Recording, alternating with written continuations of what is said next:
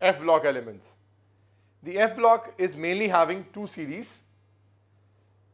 Each series will be having 14 elements because F can accommodate 14 electrons. Now the F block is placed separately because, as I have explained you, their actual position lies inside the transition elements, and that's why they are called inner transition elements. The first series of the F block, which is called 4F series because in this we subsequently fill the 4F, starts from cerium 58 and it goes till lutetium 71. So all are these 14 elements which are present in this. They are together called lanthanoids because the first element from which the series starts, as we know, is lanthanium 57, and that's why they are all called lanthanoids. The second series is the 5F series because in this the 5F is filled.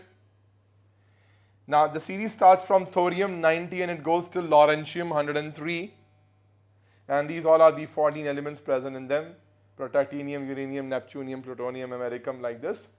And they are called actinoids because the series actually starts from actinium 89. Now the elements which are lying after uranium, they all are artificial, and that's why all the elements which are lying after uranium are called transuranium elements, which are marked by this green line. The general electronic configuration of the F block elements is N-2F1 to 14, N-1D0 to 1 NS2, because we are filling the third innermost shell from the outside, that is why it is having N-2. So we are in the sixth period, we are filling 4F. So that's why it's N-2F1 to 14. The F can have 1 to 14 electrons.